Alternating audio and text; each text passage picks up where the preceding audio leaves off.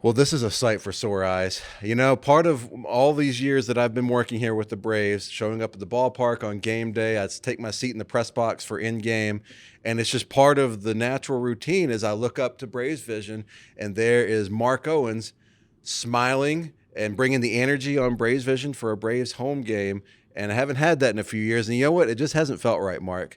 So I'm just going to go ahead and I'm not going to bury the lead. I'm just going to go straight into it. Mark Owens, you're back with the Braves. Back with the Braves. Welcome back, It's good buddy. to be back. Because of you. That's the only reason I'm coming back. No, Yeah. it's not the fans. It's not missing the team. Just me. It's because of you. Well, you and the parking pass. I need a parking pass. Yeah. It's expensive to be a fan. I'm an A-list member, okay? I make fun of A-list members because I am one. So anytime I okay. host any A-list event, you'll hear me calling them out because I am one of y'all. Okay. So I want all the free stuff too. Like I want to be treated differently too. So Are you an A-list member more because you want to be able to make fun of other A-list members? it gives me the okay too. Yeah. Well, true story. When we moved up to Truist, working here is amazing, but people think that there are like baskets of tickets sitting in the break room. Right. It's hard to get free tickets. And me being born and raised here, my wife's from here, all my friends and family are here. Everybody wants to come to the game. Sure. And eventually I'm like, I hate asking for tickets. So I finally, when we moved up to Truist, I said, let me just go ahead and buy tickets. And so starting in 2017, I became an A-list member and got my 2 seats and had the same 2 since day one, since we opened the stadium. So Gretchen and Caroline can come to the games, or, my buddies can come to the game, or, if anybody wants to come, I'm always like, yeah, here you go. Come have some fun. That's awesome. I didn't realize, I knew you had been an A-list member for a little while. I didn't realize that you were an A-list member because you were here with us before. Well, how many years were you with the Braves before? Your 16. First 16 years. 2007 was my first, and then I stepped away in 2022. Okay. So I did not realize that. I knew you'd been an A-list member since you stepped away back in 22. And I think we talked about it before. I do remember there was a little bit of overlap there. I didn't realize you started with 10 years ago when we opened this ballpark. And I originally bought them with my dad because it being closer, one of the big reasons anybody knows we moved to get closer to the fans, and by God, we were closer to the fans. And my dad was like, my baby boy's on the big screen. I got to come support him, and you're closer to home. Another reason to come support him. Unfortunately, he passed away, cancer, passed away before he didn't get a chance to experience Truist Park, but I still kept those seats, so I still have my seat with my dad, for every single home game. And I'm a full season member too, so every single game. So that's awesome. Yeah. Well, you're going to be back with us, for fans that remember you before. You were here 16 years. Yep. You were in-stadium host for all those years, and been gone for a few seasons now, but starting in 2026, you're coming back. So you're going to be, how many games are you going to be with us this year? I'm back, but in a modified role. Okay. So, long story short, I was born and raised here. I played baseball, at Oregon Park. I went to Harrison High School. I mean, I'm a baseball guy. And I used to tell my dad growing up, I was like, I'll be on the field for the Braves one day. And at Oregon Park, I was pretty good. I was a catcher because of my size. Like, I loved baseball. And then I got to high school and realized I suck at baseball because I was playing with like the Adam Everetts and the Corey Patterson. Like Bruce Sutter was my coach. Like I was with the East Cobb, West Cobb boys then, and like they are great. I wasn't great. So I had to figure out, how do I get on the field for the Braves having zero athletic ability? So I started taking theater classes at Harrison, Hoya Hoya Saxa, and fell in love with the stage and learned how to, be comfortable in front of a crowd. And that led to working in Atlanta radio for over 25 years. And then in 2007, auditioned for the job here and got the job here and was part of it ever since. And then in 2021, I had actually made the decision that I was going to step back at the end of real quiet, just be like, hey, it's been a 15-year run, no complaints, loved it, some of the best memories of my life, but, I've always had a full-time job, and I've got a family, and there's nothing else for me to do for the Braves. I've had these moments. Well, then around August, this team started showing something. And then you start going, wait a minute, this might be a pretty good team. And then we know how the 21 season played out. And I was like, well, I can't leave now. Right. So I wanted to come back and do the 22 season so I could say, home of the defending World Series champions. Because who gets to say that? Right. And so, and every year, everyone thought that like this is a full-time job. It's not. It is a part-time job. Like what I do, what the hosts do, what we do, we swipe in and out. We're part-time hourly employees. I'm standing in line swiping in with the ushers and the hot dog slingers and the security as well. And so I've always had a full-time job. And now that I've been at my new job since 2020, shout out Impact Partnership, great, super supportive. They're great people to work with. They love what I do, but it's not, I still get to play radio, but it's a little bit more of a corporate job. So I'd be at the office, from 8:30 until I'd have to leave and come straight down here. And I did that for a couple of years, and those are 15-hour days. Sure. And I loved it. Don't get me wrong. What I do, it's not hard, but it does take a lot of energy. I can't have a down day. Especially when you have a family at home. That's tough. That's Exactly. really tough. So I've got people at work, a lot of responsibility, which is great. Here, I don't want to let anybody down here, the fans, y'all. And then I also have a family. And so at the end of 22, I was like, I'm just tired. Like, I'm burned out. I'm ready to spend a summer with my girls. Like me and Gretchen, we started dating and I was working here. We got married, I was working here. Caroline was born and I was working here. So I'd never had a full summer at home. And so, I've been asking, Cunningham, and I've been like, hey, what are the chances I can just dial it back a little bit? Maybe instead of 81 games plus events, maybe 50 games, maybe half a season. And every year he'd say, listen, Mark, we need you here. We need you here. And because I love it, every year I'm like, yeah, you do. All right, I'll see you next year. And so finally at the end of 22, I said, can we dial it back? And they said, we got to have you. I was like, I can't.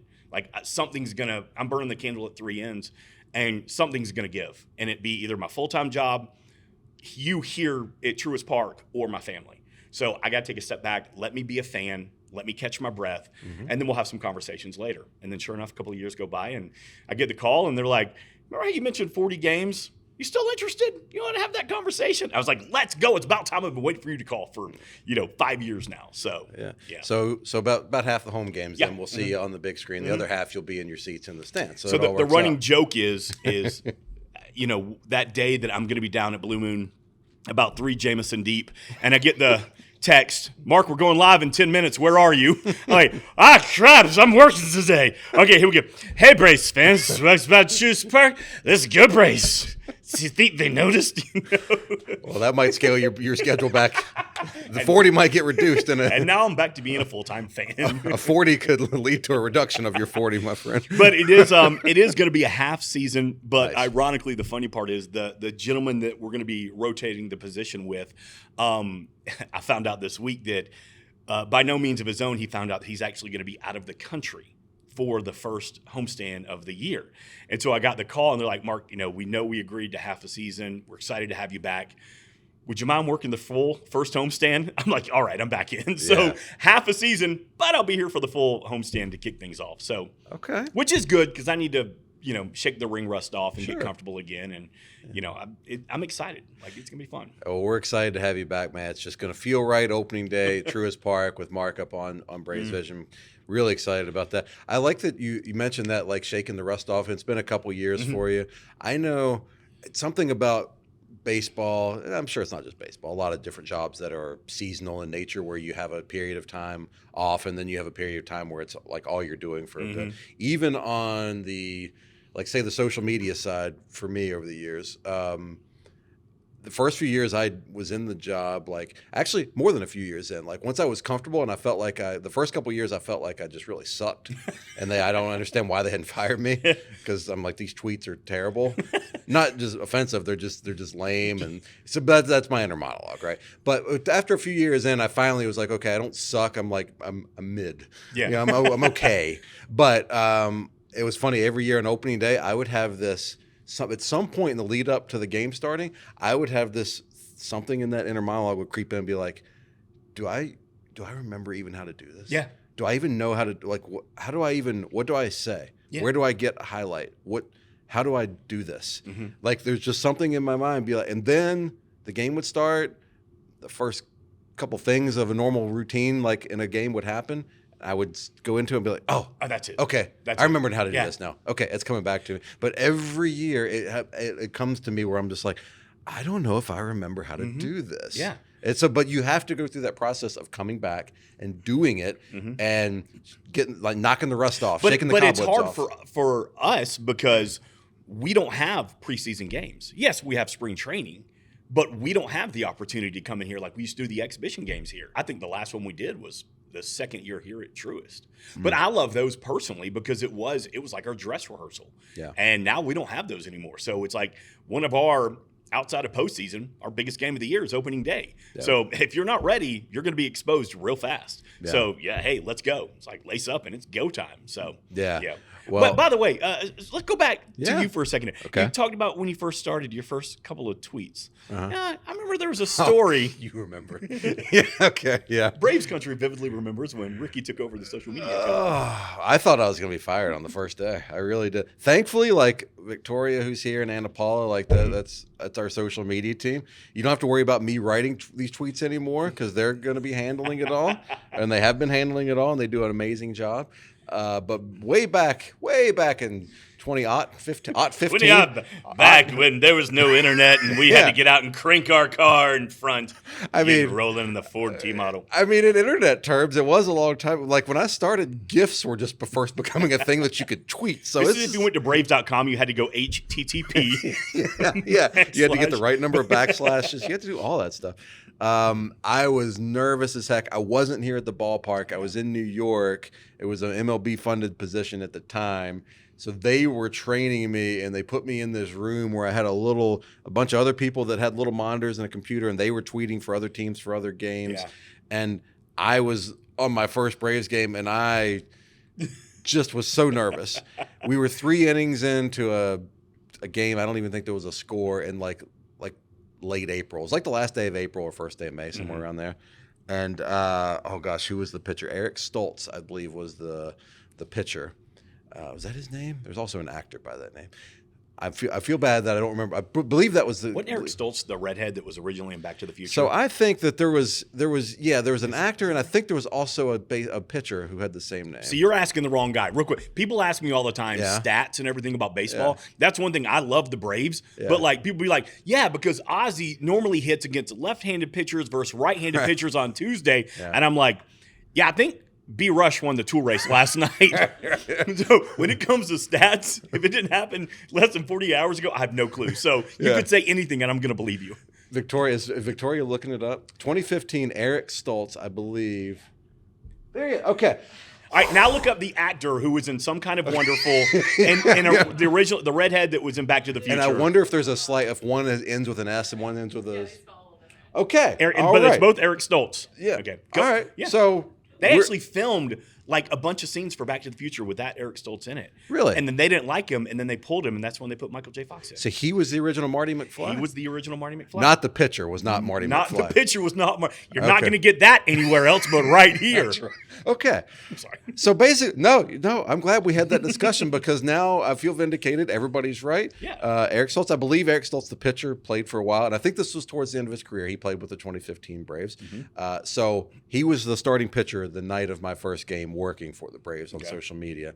And I was nervous, and I just didn't know. I tweeted as @RickyMass Braves fan for years. That's how I got the job. I knew how to do that. Right. But then when I'm behind the wheel of the team account, and there's at that time I think 600,000 followers, that's a whole lot different than the 6 followers that were following Ricky Mast. And I don't have this huge brand. Yep. My brand isn't this huge thing that has to be protected. You can pretty much do whatever. There's not much of a brand to begin with. Only person that's going to see it is my mom. Good joke, son. Exactly. Yeah, she'll give it a like. So I was nervous, and I was like, the first tweet has to be a banger. It's got to be a good one. I got to come in hot. I got to come in strong and show that Ricky's bringing the jokes. Oh God. And so he had pitched 3 scoreless innings, and I randomly, just from the Braves account, much like Limp Bizkit, Eric Stoltz just keeps on rolling, baby. Send. That tweet, unfortunately, is still up. My boss, Greg Mize, will not let me delete it. It has to live in perpetuity, just so that every once in a while, we can all go back and look at the replies. Now, I will say, I feel a little bit vindicated in this. At the time in 2015, tweeting a Limp Bizkit reference wasn't the most relevant thing you could do. I'm not saying that it necessarily is now. They've had a big resurgence. Comeback. They are headlining festivals. At 2015, they weren't headlining at like my basement. Yeah. Oh right? Yeah. Now they're back. Yeah. They have huge crowds. Yeah. I mean, so listen, maybe you're just ahead of the game. Maybe they don't realize here. Yeah. Within the Braves organization, how good you really are. That is where I was going with it, Mark. I was so ahead of my time. Thank you. Ricky Mass, ladies and gentlemen. Now, this season, expect the Chumbawamba text tweets coming I don't think there's any, even if I had some sort of a religious savior on my side that could bring Chumbawamba and Tub Thumping back. I Hey, don't listen, think that was the name of the song, right? Ronald Tub Thumping? Acuna, he's going all Blues Traveler. He's got the runaround today. Good home run. I love Blues Traveler. I'm not, Hey, listen, let's go bare naked ladies. It's been 1 week since we've had a grand slam here. Sorry. in all honesty, I think I've made some. There's some '90s rock bands, I not hope Limp so. Bizkit, that I've made references to in the years since that hit. Yeah. That hit the right sweet spot. Hey, you know, earlier this week they packed it up, an interstate love song, down to Florida for spring training. One of my favorite songs great of song. all It time. still hits. Recorded here in Atlanta. So good. Yeah, it was. There is a story. There's about. We're going off on tangent. I'm here don't for care. it. So there are a number. Stone Temple Pilots' "Interstate Love Song" literally is one of my favorite songs ever. I love their first couple of albums. Love them. That particular album was recorded here in Atlanta in a recording studio that I can't remember the name of it. It got knocked down just a couple of years ago, Okay. unfortunately. There are various See how stories. quick Victoria grabbed the phone right now? She's searching it, and I love it. She's a researcher. Southern Track Studio. She's going to find it. There's numerous stories about what that song is really about and what inspired it.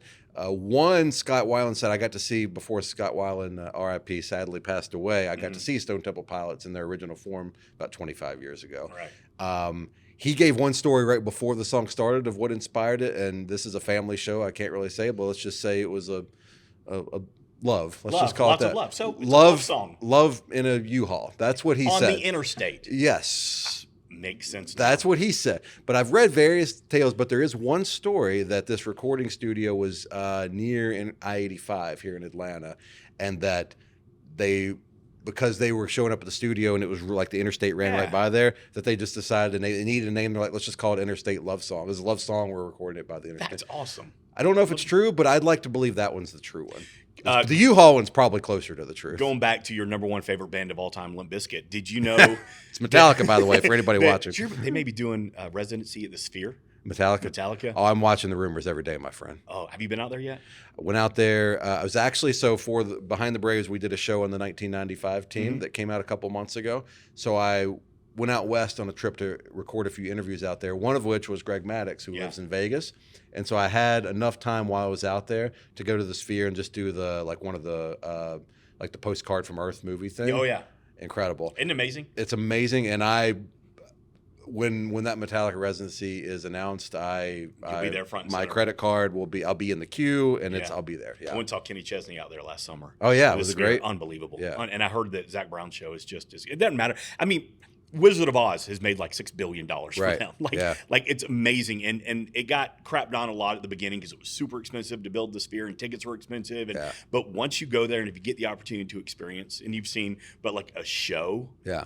it's and you're not going to get dizzy. I thought I was going to get kind of dizzy and a little vertigo or whatnot. No, it's so well done. Yeah. Speaking of shows, Limp Bizkit, when I was working for 99X back in the day, this was right when Limp Bizkit was, they were on their way up. And, Roland was hitting and Nookie was hitting. I mean, they were there. Yeah. And 99X, we did a free show at the Tabernacle. And you had to get wristbands to get in. So we were giving away wristbands on. And again, they weren't what they were, but they were like right there. And we caught them. And we signed the contract for this show right as they were hitting. And I went to work the show as a member of the promo team.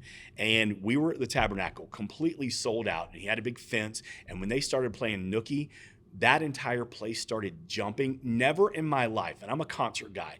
Never, I'm a noise guy. I was there when Goldberg beat Hulk Hogan at the Dome back in the '90s. I was there for Georgia, Tennessee. I was there when Adam Duvall hit the Grand Slam here for the World Series. I've seen some energy, but never in my life have I heard something so loud and so much energy as the entire Tabernacle jumping up and down to Nookie. We all thought the place was going to cave in. Yeah. And that was a heck of a show. That is when you catch that, that performer at the right time, right there on the rise. It's you just can't replicate that, and there has to be just all the stars have to align. Not with the jumping energy you're talking about, but I would say us with the Braves. I'm sure you remember this. Securing Chris Stapleton as a post-game concert in the offseason in 2015 for the following May, got him right as he was starting to blow up. Yep. But I will never forget that Turner Field. I think it was Memorial Day weekend, maybe. It was May-ish, Turner Field. Regardless, it was a game against the Marlins, and there were, I mean, it was sold out. 50 plus thousand people there for that Chris Stapleton concert. And when he came out and the first song, and he had, I think he was playing the chop a little bit into Nobody's Fault, or not Nobody's Fault, but Nobody to Blame. Nobody to Blame. And that feeling of like, oh, wow, this is cool. And it was also like, man, we really caught this guy. And of course, that's 10 years ago. 10 years ago, and he's a superstar now. So when you catch those guys on the rise, it's interesting. You remember, and we're talking about post-game concerts, the loudest I've ever heard a post-game concert squeal back at Turner Field. And I was doing the stage intro for this kid named Austin Mahomes. Okay. Remember him? Is he still around? I don't, because he was like, they were saying he's the next Bieber, and he came out there, and I remember that name. And I remember thinking to myself, they're like, do the stage intro for Austin Mahomes. I'm like, what's an Austin Mahomes? I truly had no clue. I tried. There she goes again. All right, coming up next, the latest from Austin Mahomes right here on the break. No, but I remember being on stage, and even though obviously Truist an open air ballpark, the squeals and the screams. Yeah. Have you done Kids Bop yet? Not yet. My daughter is about 22 months old, so we're not coming. It's coming though. Yeah, we're not quite there. For the parents out there that have been to Kids Bop, now take about 9 Kids Bop shows and put them into one very condensed area. All of that screaming coming right at you. I have never heard a crowd so loud for a post-game concert than Austin Mahomes. I can believe that. That another Turner Field member. I remember Sam Hunt, I believe it was. Yeah, they had him for a post-game concert, and I remember that night was. It was weird because there weren't that many people at the game at the beginning. And then somewhere around the 5th or 6th inning, the stands started filling up. I'm like, well, that's kind of different. And then by the time the game was over, we had 40,000 people there. We started with like maybe 10. Yep. And I was like, well, that's it. And it wasn't the Kids Bop ×9 squeals you're talking about, but there was some screeches. Yeah, there were some screeches happening out there. Yeah, there were some Cobb County moms going like, I love you, sir. Yeah. And it'd be funny because like every now and then we do a post-game concert back in the day at Turner, and it'd be like, a punk band, or, like not a teeny bopper band by any means, but you could tell like, yeah, dude, the game is sold out. It's like the 4th inning and we're still empty. And then about the 6th inning, you see all the kids showing up, and you see all the kids, I hate my parents, but I'm here to see this show. And by the end of the game, yeah, it's packed again because they're just there to, see the show. But one of my favorite things I love here in the Battery is on a night in the summer when we've got a home game with a good crowd, which, we're talking about some of those days in the late days at Turner Field. There were some nights where we didn't have huge crowds, but you pretty much any time now you come to Truist Park, we got a great team. Like the crowd and the energy is always here no matter what. I love when it's a really nice night in the summer and you got a sold out Braves game, and then you've got a concert that is a very specific genre of some sort that brings out like a very specific audience. And then you'll have maybe some other events in the Battery, and you have the clashes of all the different people all intermingling. I just love it from a people watching perspective. I went a couple years ago. Wife went with me. We went out to see Metallica. They were doing their tour where they do 2 shows at a football stadium in a weekend in a city. So we went out to Dallas to see them, or Arlington at Jerry World where the Cowboys play. Right. So that same weekend. So if you're not familiar with Arlington, you've got Globe Life Field where the Rangers, so the new place. Their old ballpark is still there, the ballpark at Arlington, so it's still there, and it gets used by a different thing. That particular weekend we were there, I believe it was a minor league soccer team that was using it. So you had the Rangers old ballpark, a convention center, and we stayed at a hotel right there, a little small convention center, and Jerry World. And so the weekend we were there, you had Metallica playing 2 sold out shows at Jerry World. The Rangers are playing at their ballpark. There's a minor league soccer team at the Rangers' old ballpark. The convention center, there was two different facilities within this convention center, a regular convention center, and then there was also an esports arena, they called it. All of these things were in use at one time. So you walk out. I'm one of the people wearing my black T-shirt, ready to go yell at a Metallica concert. You had baseball fans at the Rangers game. You had soccer fans at the Rangers ballpark. You had the esports thing happening. And you had at the convention center a bodybuilding convention. And you had all these people all in one footprint in the same campus and all walking around. I'm like, and it was record heat. We were walking into the show one day and I looked at my phone and it was 111 degrees, and I'm not exaggerating that. And you had all of this happening at once. I'm like, man, This is amazing. I'm never going to witness this again. This is awesome. The people watching can't match this. Also, I might pass out any moment now. Get me inside that stadium. But I love that people watching. I wanted to circle back because we're talking about Limp Bizkit. But you also referenced some baseball moments in there. Yes, sir. I think you and I have had this discussion before, but let's have it again because it's been a while. What was the loudest moment that you witnessed at a baseball stadium? Was it the Duvall Grand Slam? It is, hands down. And I was kind of kidding about the Limp Bizkit thing, but I'll go back and say that moment for everything I've ever experienced, and I was joking about, Goldberg and Hogan and football games and concerts, but that really was the loudest I've ever heard any event. And because we thought then and there we were going to win. We thought, oh my God, we're about to clinch the World Series here at home. And at my perch at 339, like it was shaking, like it really was wobbling. And I mean, tears, people were crying. I mean, and it really was. And some people argue, there was an Acuna walk-off grand slam, and there's been some other really big moments, and I won't disagree with any of that. But that moment, that grand slam from Duvall, loudest I've ever heard in a positive way, Braves country. We'll get to that negative one in a minute. Too soon. I know where we're going with that, and I want to ask you about that. Nope. It is interesting because I see fans online talk about this, or you talk to fans that were here for that game, and everybody says or if they were a A-lister or they had tickets for that entire run, that 21 year, or if maybe they're here for the Acuna Grand Slam in 2018 as well. Pretty much all of them, to a man, say the Duvall Grand Slam was the loudest. My perspective is slightly different, but I've thought back on it. I think I know why. So my usual seat in the press box, I'm on the front row. I was in the front row for the DS and the CS that year.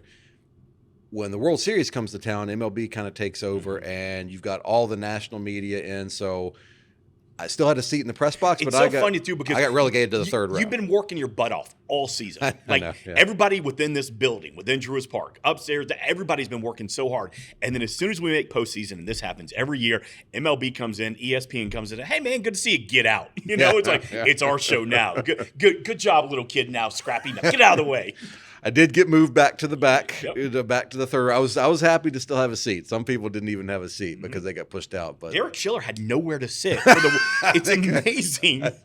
He had to buy a ticket. Derek was having fun having Waffle House cater the press dining during that. That was one of my favorite things that's ever happened since we're here. But so I was on the front row for the CS. So for me, the one time that I actually felt the shaking was when Eddie Rosario hit a home run in Game 6. Yeah.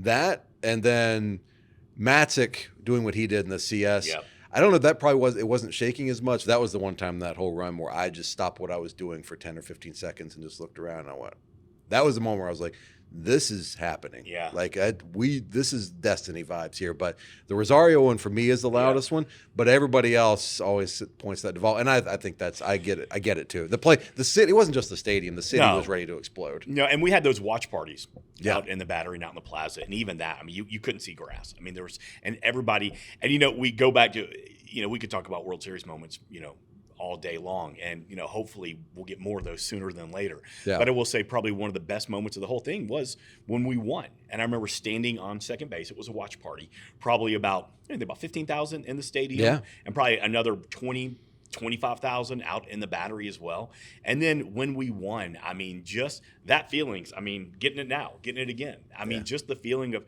strangers hugging, crying, grown men crying with their kids, having this moment and this experience. And I will always argue, people are like, oh, it's just sports. It's not just sports. It's not just Braves baseball. No. It is emotional, and we get so tied in, and we attach so much to ourselves to the teams that we love. Yep. And to have that moment and to experience those moments. And people often say, what do you miss since I've been away? I was like, I miss those moments. I miss being a part of the game day experience. And it doesn't matter if it's opening day or if it's a Tuesday in August, it's 115 degrees and the Marlins in town and the kids are back in school. I don't care.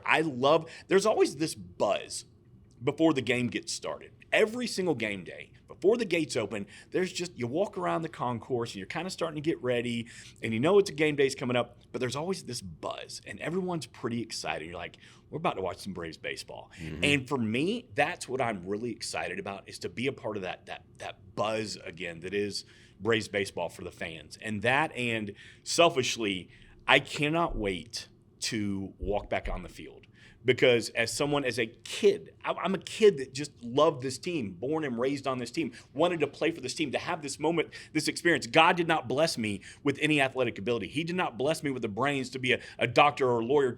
God blessed me with the ability to be comfortable in front of a crowd, and the crowd that I know and love, and to be the voice of that crowd. And to have the opportunity to do that again and to walk back out on the field again on opening night, like, I'm excited now just thinking about it. And we do the pregame show, the on-deck pregame show. And every day I'd walk out right on the Truist Club, right beside the Braves dugout, where the entrance and exit is to the clubhouse. That's where I would enter the field. Every single day, it doesn't matter if it was year 1 or year 16, every single time I stepped on that field, I got excited and I got nervous.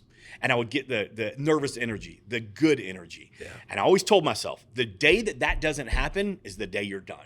And up until the very last day, I still got it. And I still have it to this day. Yep. And I walked away not because there was nothing bad behind the scenes or anything. I needed to catch my breath. I needed to spend some time with my girls. I needed to focus on work a little bit, and be a fan, and to be a fan, and to experience everything I've been talking about for so long, to actually be in the Battery having a beer before the game, to actually walk around the concourse and get stuck in the lines, and to actually be there, with the fans, strangers hugging and yelling and cheering, and like, I needed that. And I still get to do it, but to be able to come back and live those moments, and to hopefully, my goal at the end of the day and it took me a while to realize this, my goal is to be a voice of the fans, because I am a fan. So when they lose, I'm just as mad as y'all are. When they win, I'm just as geeked up as y'all are. You're never going to find me on a Friday night, if we get trounced before I introduce fireworks. I'm never going to be the guy that's like, well, hope you had a good time here tonight. Let's watch some fireworks. No, I'm going to be the one that's saying, that sucked. That was not fun at all. But you know what? Let's have some fun. Let's watch some fireworks. Let's shake it off and get ready to do it again tomorrow. So I'm excited to be back in this role, in a minor role, just to be back a part of Braves country, because it took them, and I know what we're about to talk about, it was that moment, I think, where the fans finally started to trust me. Because for a long time, I was just a guy that worked in radio that the fans thought, we don't know this kid. He's trying to promote his radio show. What is he doing up there? And it was the night that we're about to talk about, I think, when the fans finally said, all right, he's one of us. So we will, and we're going to talk about that. I will say, because you said so many great things there that I just want to chime in on a little bit. I feel the same way in that it's not just a team or a sport. It's something that it runs so much deeper than that. There's a reason we care about it, and I feel the same way you do too. Like, when we win, I am hyped. When we lose, I'm mad, but I always want to be like, I'm ready, like, all right, let's go play again tomorrow, I feel the exact same way. I feel the same way. I've been here working with the Braves. This will be my 12th year coming up, and I still, on a game day when I'm walking from the office over to the press box or wherever, I still look down the field, and I still have so much gratitude for being able to just be here. And I still have that feeling of like, God, how lucky am I that I get to like just be here and do this. And I feel this.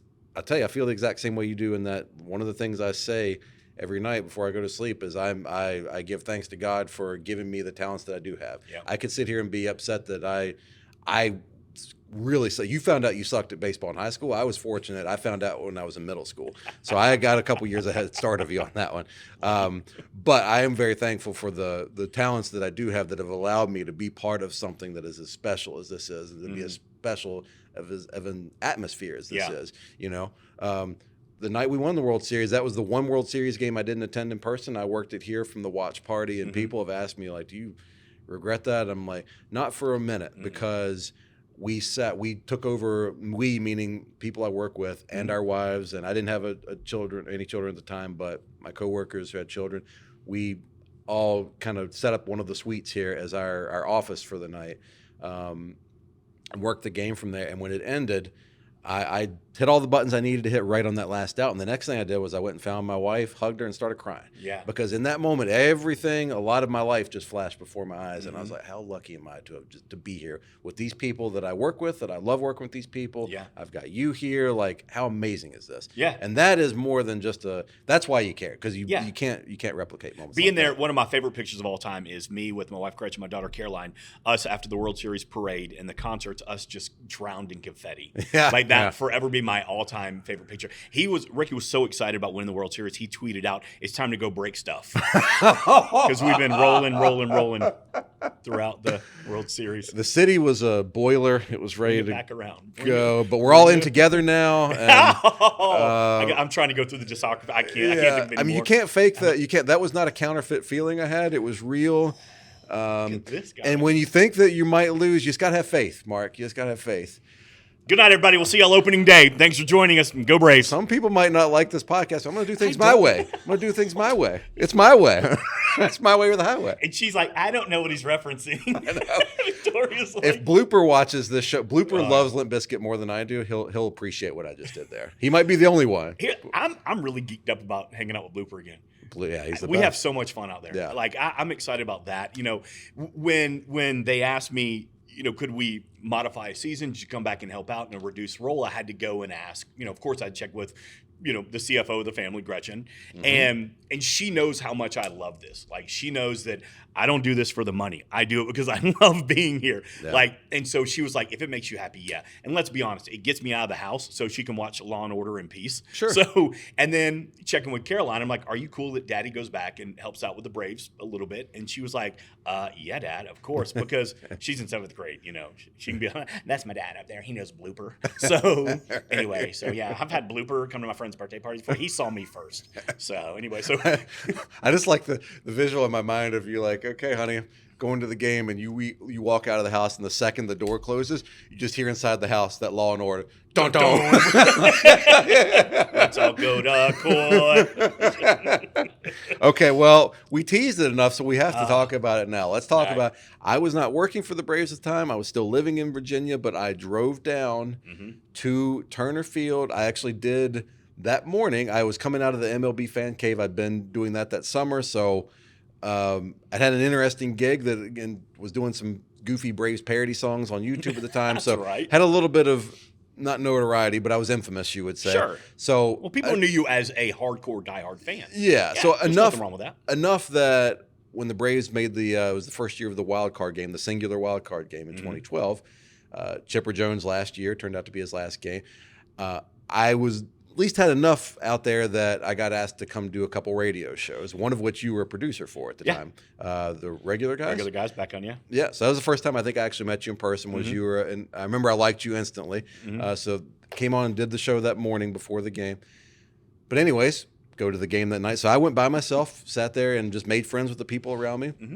Actually was sitting along on the lower level. I don't even remember the levels at Turner Field, but on the lower level, like kind of up where the I don't know if it's the lower level, but where the second deck overhung, like I was kind of up underneath there. Yeah. Right to just past third base. So I had a really good view of the play that became infamous, that makes that night pretty memorable, that led to what we're going here. So that was, for people who don't remember, the infield fly game. So there was an infield fly. It should have been an infield fly. It wouldn't have necessarily won the Braves the game, but that was their best chance to get back into it. And it gets called an infield fly. Braves fans go berserk, throwing stuff on the field. They have to stop the game. So I'll just set the scene with that, and I'll let you take it from there, Mark. And you're the in-stadium guy for this moment. So, and we all know if you're a Braves fan, you don't even have to define it that much. If you're a Braves fan, you go, infield fly. Oh, God, let me tell you where I was that night. So everybody knows, so I'm just going to take you up to where the fans just start trashing the field. So they pause the game, players, umpires, everybody gets off the field. Poor grounds crew is out there trying to clean it up as fast as they can. And at the time, my stage manager at the time was Melanie. And we're up there at the perch at Turner Field, right above where the numbers were retired. And the old Coca-Cola Sky Field is where we were. And we're just kind of leaning on the rails, and we kind of had an elevated view right on top of left field, kind of on the same level as the 75 Club. And we're just watching, and we're in awe. And it's sold out, 53,000 fans. That perch up there was kind of standing room only, and it was 4 deep, and everybody was well hydrated. And so people were fired up, arguably so. I understand. Then people start throwing stuff. And then me and her are just like, what is happening? So we're watching, just kind of jaw drop, not saying anything, just watching. And all of a sudden, she steps back, and she's got a little IFB, and she goes, go for Mel? Okay. All right. And then I kind of turn and look at her, and she looks at me, and she mouths, get set up. I'm like, get set up? set up. What are we gonna do? A tool race? We'll get set up for what? She goes, okay, copy. All right, here we go. And she looks at me, and so I'm kind of turned. I put my back to the field and start facing the camera. And she goes, "We're gonna go in about 10 seconds. You got to tell the fans to stop throwing stuff on the field." 50,000 people, and a lot of them are throwing stuff too. 53,000 people. Sorry. A lot of them are inebriated throwing stuff. And I just remember going, "What am I gonna say?" She goes, "I don't know, 5 seconds." And I'm like, I host the tool race. I don't do security. What am I supposed to say? And they're like, she's like, 3, 2, go. And it comes on, the light comes on. And to this day, I got in so much trouble for this. I'm like, hey, Braves fans, this is why you're the best in baseball. Woo! They're like, he's on our side. And I'm like, but you got to stop throwing stuff on. Boo! Boo! Boo! And they booed me out of the building. There is a great YouTube video out there, and it's taken from left field, and somebody's filming the insanity that's going on. You can't see me on the big screen because they're kind of, on the same level as the big screen, but you can hear me, and you can hear me say, "This is why you're the best in baseball." Yay! And then I say, "You got to stop throwing stuff." Boo! And you can hear people behind him going, "F you, Mark! F you!" And I was like, I'm sorry, we're going to get in trouble. Like, the umpires are starting to say, like, if you can't get this game under control, you're going to forfeit. Like, we have to get this game under control. And at that moment, too, up there at the perch, people were hanging everywhere. And there was a couple of guys that were leaning on the railing. I mean, literally from me to you, the little stanchion was right here. And as I'm getting set up and I'm thinking about what I'm going to say, I could hear him say, side of my ear, I heard him go, "Watch, I'm going to throw this beer at him." And he told his buddy that. Thank God, Tracy. God bless you, Tracy. I don't know if she's still here or not. One of the security guards, she heard him. And she looks at him and she goes, "If you throw that, I'm going to yank you by your ear and throw you out of this building." And he was like, no, ma'am, I'm not going to. I'm not going to, ma'am. I promise I'm not going to. That was the only time I got a little bit nervous because I thought they were going to start throwing stuff at me too. Yeah. But I also think it was that moment where the fans are like, he's one of us. You're a jerk, but you're one of us. Yeah. And it took a while for the fans to kind of start trusting me. Even in that absurd, chaotic moment, it's like, I'm one of you. I'm pissed off too. I hate this. I don't like this at all. But, hey, we still got to finish the game. Hey, if we're going to win, we got to put more runs on the board, so stop being idiots, I think you handled it perfectly, especially at that time. There was the whole narrative of Atlanta fans and fandom, and they don't show up and blah, blah, blah. And that was a night where, look, you should never be throwing stuff on the field. You would never condone that. There was, I think, even Chipper, as somebody commented on it the next day, like, well, you can't say they're not passionate. Yep. Like, we hear that, and you can't say that. Not saying they should have done it. They shouldn't have. But, there could have been a little bit of that too. Like, that was the bad rap that we got. And so I remember, I'm sitting there, and you pop up on the screen. And as soon as you said that first part, I was not, I had a beer too. I was not overly hydrated. So I understood immediately, like, okay, he's going to say, like, compliment sandwich. But, like, starting with the good, but like, hey, we got to get the game. So I knew where you're going. But the first thing that actually popped in my mind when you popped up there and you started talking, that was the moment where it locked in for me. I was like, hey, that's the guy that I met this morning. It's the producer when I was on the radio this morning. That was I was like, it clicked in that moment. I was like, oh, I met that guy over at the radio station and this morning. And then Ricky starts screaming, "F you, Mark!" And then I threw a beer at you. He threw a beer at me, and then he got And then Tracy looked at me and was like, good shot. She gave him another beer, but that one was full to throw at him. So I don't know if Tracy's still here or not either. She would be up in the press box for a lot of years. I love Tracy. Yeah, she's wonderful. Great. I've always got a soft spot for her because I think she might have saved my life. I think she might have. So, but that was just such a crazy, chaotic moment. Yeah. And, but I will say the last thing I'll say about that is, as much as it was just weird, there was somebody that threw from the 755 Club a full bottle of mustard, and as soon as it hit, it exploded in left field. It was pretty cool. I'm not saying it was okay, but it was pretty cool. And people were like throwing like foul balls that they caught. Like they're throwing foul balls back on the field. I'm like, what are you doing? That's a souvenir. Like you could shadow box that and say, this is a foul ball from the infamous infield fly rule night. Like you've got a piece of history. No, it was all about when that first bottle flew, it was a tsunami. Yeah. Well, hopefully that was the only time. I feel like that's probably, at least I hope, in our lifetimes that we see that reaction. Every now and then you'll see, like, not so much here, but every now and then, like a college game, you'll see people try, and it gets shut down real. I think there was a game, I was still here, so I had to be somewhere in 22 where it was a bad call, and there was I'd say less than 10 across the entire outfield that got thrown. And it was, I mean, you saw security kicking people out left and right. Yeah. Like, security don't play. Can I get on my PSA real quick? Please. I don't know why I keep looking at that one. I don't know where to look. You can look wherever you want. I don't know where to put my hands. You're fine. I'm used to having a microphone in my hand. So anyway, fans. The one thing I do tell, like, now that I've become grown, I've got a kid. A bunch of my buddies have kids now. They're all starting to get, to the age where it's like, let's go to a game. Let's see if we can sneak a beer.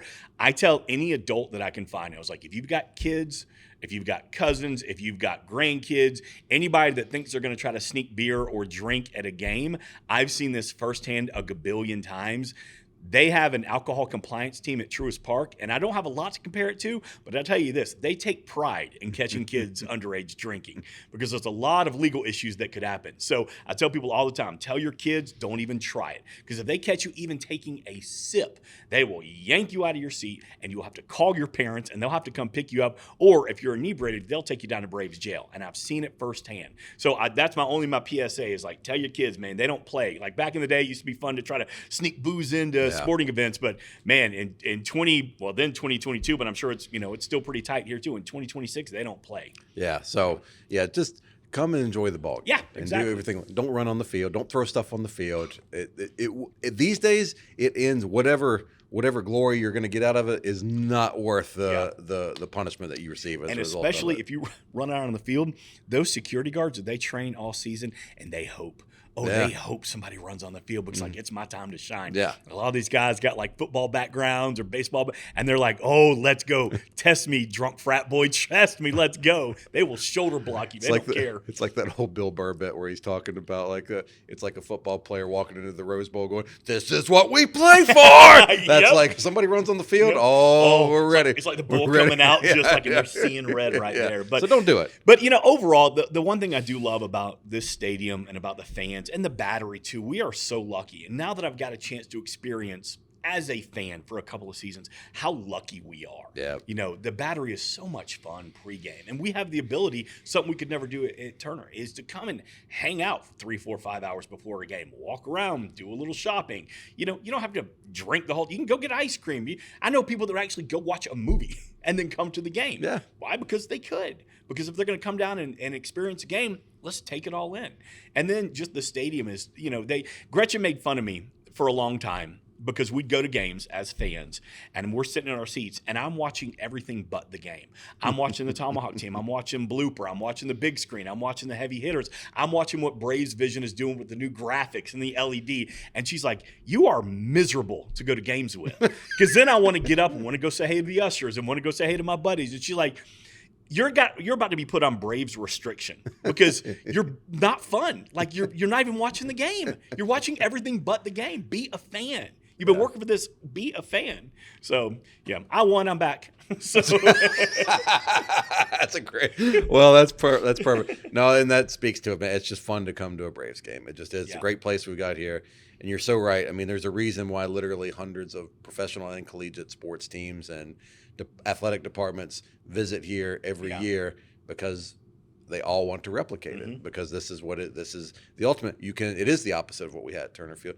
To your point about the movie, you could show up for an early matinee down at Silver Spot, walk out of there, go get a drink one place, then pop in for dinner somewhere, and then go to the game. And then after the game, you could hang out and like dance in the plaza or play with the kids in the plaza or go get a post-game drink or ice cream or whatever. And it's all day. It's an all-day affair, and it's just the best. And cool thing about the Battery too, it's ever evolving. You know, some places hit, some are misses. But I mean, you're going to find what the fans want. And so I love that every 6 months it's like, hey, new concept coming in. Hey, we're going to try this out over here. So it just gives us more opportunities too. So it's fun, man.